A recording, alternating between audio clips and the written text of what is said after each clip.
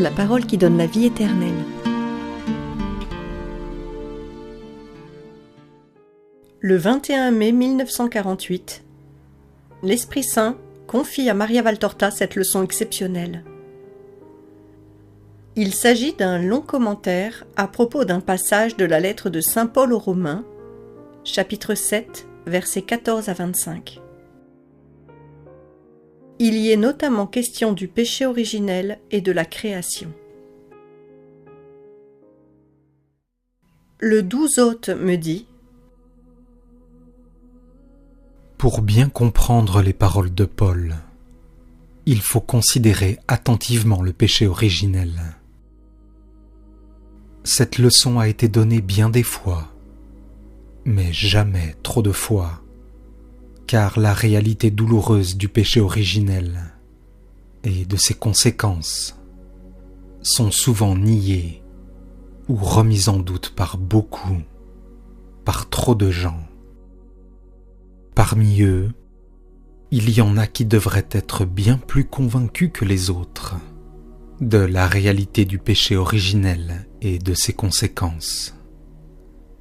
En effet, leurs études et surtout les expériences de leur ministère leur fournissent continuellement des preuves tangibles de la décadence de l'homme, qui, de créature parfaite qu'il était, à cause du péché originel, s'est transformé en créature faible et imparfaite, exposée aux assauts de Satan et aux dangers extérieurs et intérieurs. L'homme est une merveilleuse œuvre de la création que l'ennemi de Dieu a troublée par jalousie. Certains diront : leçon 100 fois répétée, donc inutile. Elle est toujours utile, puisque au moment du besoin, vous ne la savez jamais assez, ni pour vous-même, ni pour les autres. Satan est excessivement intéressé à ce que vous ne sachiez pas cette leçon. Alors, il obscurcit en vous l'exacte connaissance de cet épisode. C'est pourtant un épisode qui ne s'est pas terminé le jour de son accomplissement, et dont les conséquences ne se sont pas arrêtées aux personnes qui l'ont accompli. De même que tous les hommes ont hérité la vie, l'existence, à partir du sang et de la semence d'Adam et Ève, de même ce funeste héritage s'est propagé et se propage de génération en génération, depuis Adam, premier géniteur, jusqu'au dernier humain qui va être engendré. Car le dernier homme qui naîtra sur terre sera encore de la descendance de vos premiers parents. L'affirmation de Paul représente le regret exprimé par tous ceux qui, malgré leur volonté vraiment bonne, constatent qu'ils sont incapables de réaliser le bien avec la perfection voulue. Pour bien comprendre cet aveu, il faut regarder les conséquences de la première faute, et donc la première faute elle aussi, afin de ne pas trouver injuste la condamnation et ses conséquences. Voici l'aveu de Paul. Je suis charnel, vendu et sujet au péché. Il continue. Je ne sais pas ce que je fais.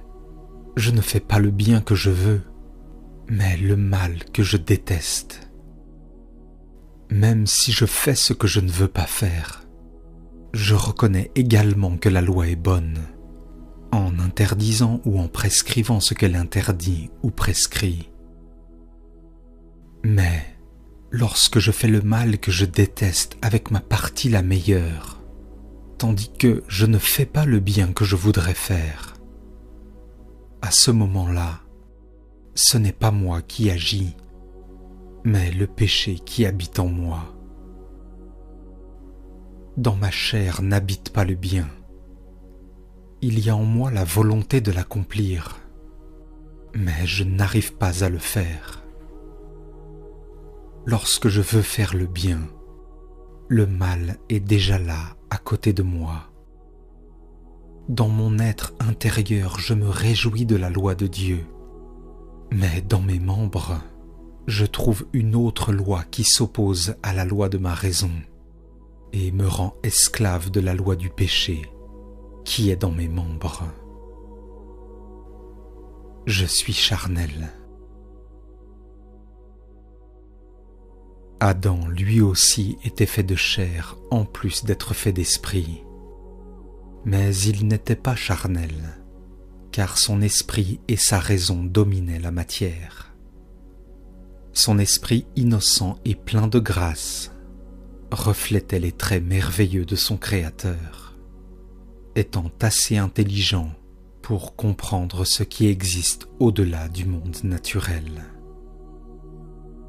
Son intelligence, déjà très étendue à cause du don préternaturel de science infuse, qui le rendait capable de comprendre toutes les réalités naturelles, avait été élevée par la grâce au niveau surnaturel, le rendant capable de comprendre l'incompréhensible, chose impossible pour ceux qui ne sont pas préparés à cela par un don surnaturel. Capable de pouvoir comprendre Dieu et, en proportion réduite, de pouvoir être l'image fidèle de Dieu pour l'ordre, la justice, la charité, la sagesse et la liberté de tout esclavage avilissant. Oh, la splendide liberté de l'homme plein de grâce! Dieu lui-même la respectait, et elle n'était menacée ni par des forces extérieures, ni par des appétits intérieurs. Royauté sublime de l'homme déifié, fils de Dieu et héritier du ciel, royauté de domination sur toutes les créatures, qui vous permettait aussi de dominer ce qui maintenant vous tyrannise le plus, votre moi, où fermentent sans relâche les poisons de la grande blessure. Quand on dit « l'homme, roi de la création visible, a été créé avec le pouvoir d'exercer sa domination sur toutes les créatures », il faudrait réfléchir à ce que cela signifie. C'est que la grâce et les autres dons reçus par l'homme, depuis le premier instant de son existence, le rendaient capable d'exercer sa royauté aussi bien sur lui-même que sur sa partie inférieure. En effet, il avait la connaissance de sa fin dernière. Il avait l'amour qui le poussait naturellement vers cette fin. Il avait le contrôle de la matière et il avait le contrôle des sens qui fonctionnent à l'intérieur de cette matière. Uni comme il l'était à l'ordre et amoureux de l'amour, il savait donner à Dieu ce qui lui revenait et à son propre moi ce qu'il était permis de lui donner, sans donner lieu au désordre des passions ou au débordement des instincts. L'esprit, l'intelligence et la matière formaient en lui une harmonie globale dont il avait été gratifié à partir du premier moment de son existence et qu'il avait reçu comme un tout déjà constitué, non par étapes successives, comme certains le prétendent. Il n'y a pas eu d'autogénèse, il n'y a pas eu d'évolution. Il y a eu simplement la création, voulue par le Créateur. Votre raison, dont vous êtes si orgueilleux, devrait suffire à vous convaincre qu'à partir de rien, on ne peut former quelque chose d'initial, et qu'à partir d'une chose initiale unique, on ne peut former le tout. Dieu seul peut mettre de l'ordre dans le chaos et le peupler d'innombrables créatures qui forment la création. Ce Créateur très puissant n'a pas eu de limite dans ses actes créatifs, qui ont été multiples. Pas de limite non plus dans la création de créatures déjà parfaites, parfaites selon le but pour lequel chacune d'elles a été conçue. Voilà une sottise que de croire que Dieu, après avoir décidé de se donner une création, ait pu faire des choses informes ou incomplètes, et attendre d'en être glorifié seulement à la fin du cycle évolutif, lorsque chaque créature, et toutes les créatures ensemble, auraient atteint la perfection de leur nature, en devenant enfin aptes à satisfaire le but naturel ou surnaturel pour lequel elles auraient été créées. De même qu'une telle théorie ne peut s'appliquer aux créatures inférieures, dont le but naturel est situé à l'intérieur d'un espace de temps limité, de même et à plus forte raison, elle ne peut s'appliquer à l'homme, créé dans un but surnaturel et destiné à la gloire du ciel. Pourrait-on seulement imaginer un paradis dont les légions de saints glorifiant Dieu autour de son trône seraient le produit dernier d'une longue évolution de bêtes sauvages? L'homme actuel n'est pas le résultat d'une évolution qui monte, mais le résultat douloureux d'une évolution qui descend, car la faute d'Adam a entamé pour toujours la perfection physique, morale et spirituelle de l'homme initial. La blessure a été tellement grave que même la passion de Jésus-Christ, qui pourtant redonne la vie de la grâce à tous les baptisés, ne peut effacer les résidus de la faute, les cicatrices de la grande blessure, c'est-à-dire les mauvais appétits qui sont la ruine de ceux qui n'aiment pas Dieu, ou très peu, et qui sont le tourment des justes, qui ne voudraient pas se sentir attirés par la voie de ces appétits, et qui luttent de façon héroïque et pendant toute leur vie pour gagner cette bataille et demeurer fidèles au Seigneur. L'homme n'est pas le résultat d'une évolution, de même que la création n'est pas le produit d'une autogénèse. Une évolution suppose toujours une première source créative. De plus, penser que les innombrables espèces existantes puissent dériver d'une seule cellule auto-engendrée est un pur absurde. Pour vivre, la cellule a besoin d'un milieu fertile, pourvu d'éléments qui permettent et maintiennent la vie. Si la cellule s'est auto-engendrée à partir de rien, où a-t-elle trouvé les éléments pour se former, vivre et se reproduire? Si elle n'existait pas encore lorsqu'elle a commencé à être, comment a-t-elle trouvé les éléments vitaux, l'air, la lumière, la chaleur, l'eau? Ce qui n'existe pas encore ne peut pas créer.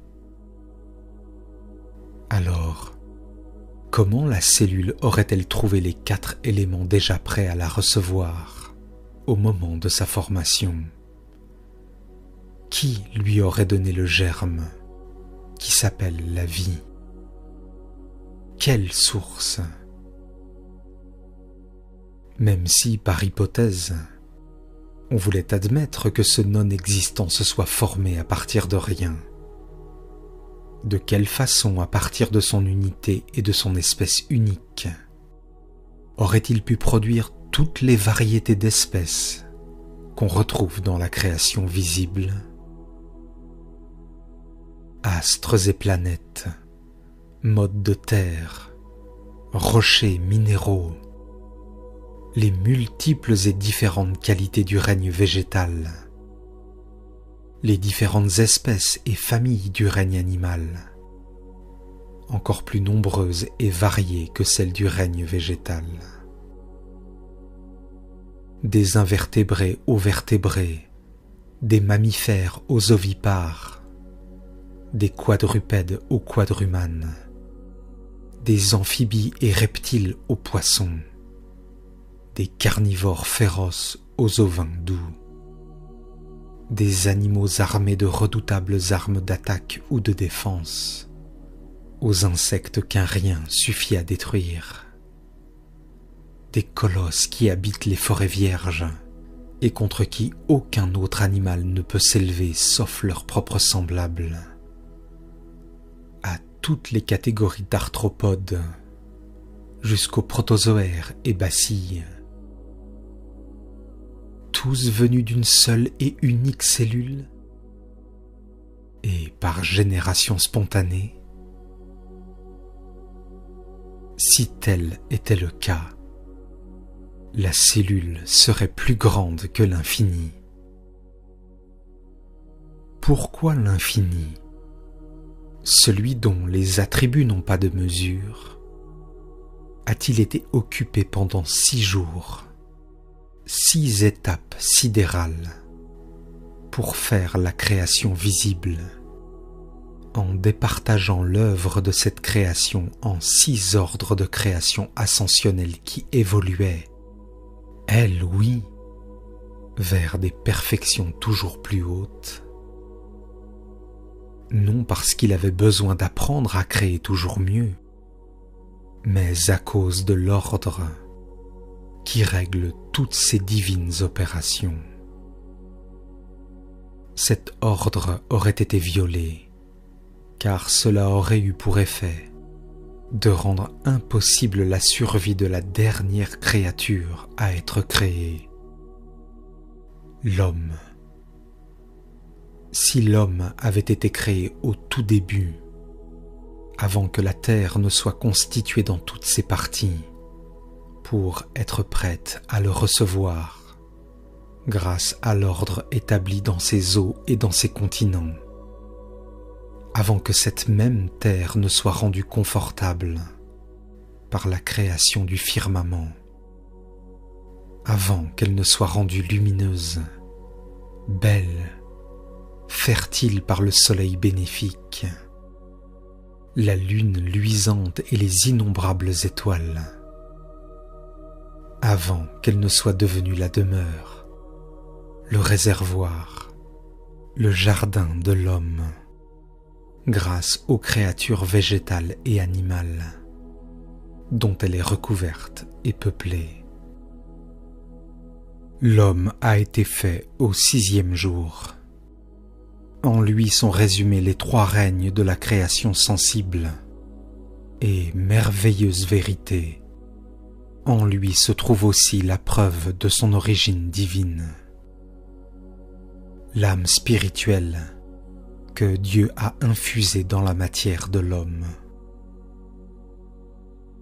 L'homme, véritable anneau de jonction entre la terre et le ciel, véritable trait d'union entre le monde spirituel et le monde matériel, être où la matière sert de tabernacle à l'esprit, être où l'esprit vivifie la matière, non seulement pour la vie mortelle, qui est limitée, mais aussi pour la vie immortelle, qui doit venir après la résurrection finale. L'homme, créature en qui resplendit et demeure l'Esprit créateur. L'homme, merveille de la puissance de Dieu, qui par son souffle, partie de son être infini, pénètre et transforme la poussière en puissance d'homme, en l'élevant à la condition de créature surnaturelle, de fils de Dieu par participation de nature, devenu apte à se mettre en relation directe avec Dieu et à comprendre l'incompréhensible. L'homme devenu capable d'aimer et en droit d'aimer celui qui dépasse tout autre existant, à un point tel que cet homme, bloqué par un respect écrasant, ne serait même pas en mesure de désirer de l'aimer, sans le don du divin soutien. L'homme, le triangle créé qui avec sa base de matière touche la terre d'où il a été tiré, avec ses facultés intellectuelles tend à monter vers la connaissance de celui à qui il ressemble, et avec sa partie la plus élevée, l'esprit de l'esprit, la partie la plus choisie de l'âme, touche le ciel et se perd dans la contemplation de Dieu charité, tandis que la grâce, gratuitement reçue, l'associe à Dieu et la charité allumée par cette union avec Dieu le divinise. Car celui qui aime est né de Dieu, et le privilège du Fils est de participer à la nature de son Père. C'est donc dire que l'homme est l'image de Dieu à cause de son âme divinisée par la grâce et ressemble à Dieu à cause de la charité qui est rendue possible par cette même grâce. L'homme a donc été créé le 6e jour. Il a été créé complet, parfait en chacune de ses parties matérielles et spirituelles, fait selon la pensée divine et selon la fin pour laquelle il avait été créé. Aimer et servir son Dieu pendant la vie terrestre, le connaître dans sa vérité et jouir enfin de lui dans l'autre vie, éternellement. L'homme unique a été créé, celui à partir de qui devait naître toute l'humanité, à commencer par la femme, compagne de l'homme, faite pour lui, et qui avec lui aurait peuplé la terre entière et dominé les autres créatures inférieures. L'homme unique a été créé, celui qui, en tant que père, aurait transmis à sa descendance tout ce qu'il avait reçu, la vie, les sens, les facultés matérielles, ainsi que l'immunité de toute souffrance, la raison, l'intelligence, la science, l'intégrité, l'immortalité, et pour finir, le don des dons, la grâce. La théorie évolutionniste, qui s'appuie sur la conformation du squelette, ainsi que sur la diversité des couleurs de la peau et celle des physionomies, et qui par là voudrait prouver ses propos erronés sur l'origine de l'homme, n'est pas une théorie contre la vérité des origines de l'homme, créature créée par Dieu. Elle est en sa faveur. Car ce qui prouve l'existence d'un créateur, c'est justement la diversité des couleurs et des structures chez les différentes espèces de créatures que lui, le Tout-Puissant, a appelées à l'existence. Si cela s'applique au cas des créatures inférieures, à plus forte raison cela s'applique à l'homme. à l'homme créé par Dieu, même si certaines circonstances de vie, de climat et aussi de corruption font qu'il présente des aspects et des couleurs différentes selon les différentes races. La corruption, c'est cela qui a provoqué le déluge, et aussi, mais beaucoup plus tard, les prescriptions du Sinaï et les malédictions de Moïse, des ordres et des menaces si sévères. Tous savent, et l'expérience de la vie le prouve et le confirme continuellement, qu'une impression violente peut provoquer des réactions imprévues sur l'embryon d'une mère en gestation, à un point tel que celle-ci met au monde un petit monstre qui rappelle dans ses formes l'objet qui a troublé la mère. On reconnaît aussi que la longue insertion d'une personne de race aryenne au sein d'un peuple non aryen produit des modifications plus ou moins accentuées dans les traits du visage. Cette personne finit par emprunter certains traits caractéristiques de la race qui l'accueille.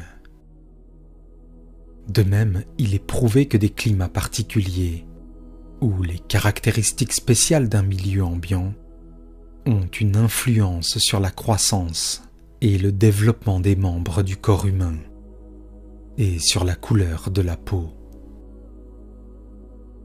Tout cela pour dire que les chimères sur lesquelles les partisans de l'évolutionnisme voudraient construire l'édifice de leur présomption ne soutiennent pas leur édifice, mais en favorisent l'effondrement. Dans le déluge ont péri les branches corrompues de l'humanité errante dans les ténèbres par suite de la faute. Un seul rayon de l'étoile perdue, le souvenir de Dieu et de sa promesse, parvenait encore à se frayer un chemin, comme au travers d'un épais brouillard, jusqu'au petit nombre des justes. Une fois les monstres détruits, l'humanité préservée s'est multipliée à partir de la race que Dieu avait reconnue comme juste, la race de Noé. L'humanité a donc été reconduite à son premier état, celui du premier homme, dont la nature toujours constituée de matière et d'esprit est restée telle, même après que la faute en eût dépouillé l'esprit de la grâce divine et de l'innocence. Si l'homme eût été le produit final d'une évolution ayant des brutes pour ancêtres, à quel moment et de quelle façon aurait-il reçu son âme? Est-il possible que des brutes aient reçu avec leur vie d'animaux l'âme spirituelle, l'âme immortelle, l'âme intelligente, l'âme libre? Cette simple pensée est un blasphème. Et comment donc aurait-elle pu transmettre ce qu'elle n'avait pas? Et Dieu serait-il allé jusqu'à se déshonorer lui-même en plaçant l'âme spirituelle, son souffle divin, dans un animal? Un animal si évolué qu'on l'imagine, ne demeure-t-il pas toujours un animal, le descendant d'une longue série d'animaux? Même cette supposition est de nature à offenser le Seigneur.